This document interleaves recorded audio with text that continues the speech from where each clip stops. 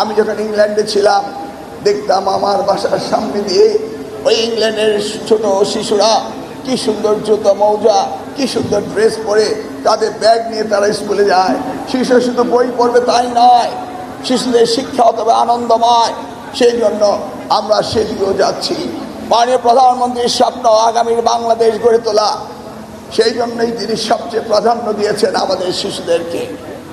এই শিশুদেরকে আনন্দময় শিক্ষার ব্যবস্থা তিনি করছেন।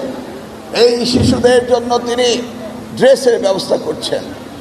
আমার মনে রয়েছে একদিন আমরা ক্যাবিনেট মিটিংয়ে বসে আছি, তিনি বলছিলেন আমি যখন ইংল্যান্ডে ছিলাম দেখতাম আমার বাসার সামনে দিয়ে ওই ইংল্যান্ডের ছোট শিশুরা কি সুন্দর জুতো মৌজা, কি সুন্দর ড্রেস পরে তাদের ব্যাগ নিয়ে তারা স্কুলে যায়।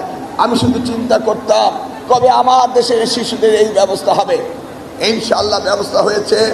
আপনারা আগামী 2 মাসের মধ্যেই দেখতে পাবেন আমরা সারা বাংলাদেশের শিশুদেরকে ড্রেসের ব্যবস্থা করছি।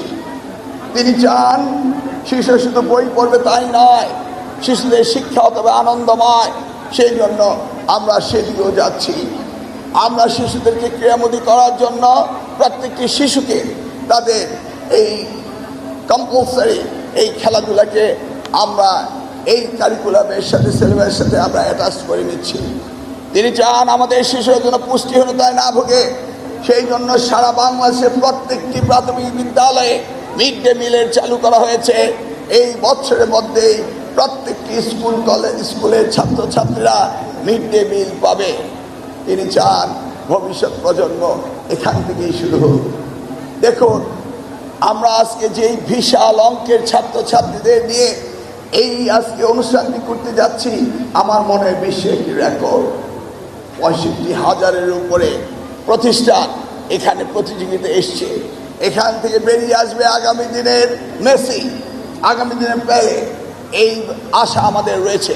সেই জন্যই আমরা এই ছোট থেকেই তাদেরকে ক্রীড়ামোদী এবং খেলাধুলায় সম্পৃক্ত করছি। আমরা দেখেছি এশিয়ান গেমসের নারীরা প্রতিযোগিতায় জিতে এসছে। আমি আশা করব আগামীর ভবিষ্যৎ আমাদের শিশুদেরকে আমরা যদি সত্যিকার অর্থে তাদেরকে আমরা সকল বিষয়ে মনোযোগ দিয়ে আমরা তাদের তৈরি করতে পারি, তাহলেই আমাদের মাননীয় প্রধানমন্ত্রীর স্বপ্ন আগামী দিনের বাংলাদেশ আমরা পাব। এই ভাবনা থেকে আজকের এই প্রতিযোগিতা আগামী 20 তারিখ জাতীয় সৈনিক স্টেডিয়ামে এই খেলার সমাপনী করবেন আমাদের মাননীয় প্রধানমন্ত্রী জনাব তারেক রহমান। আমরা সেই আশায় থেকে আজকে এই খেলার বিভাগীয় প্রতিযোগিতার শুভ উদ্বোধন ঘোষণা করছি।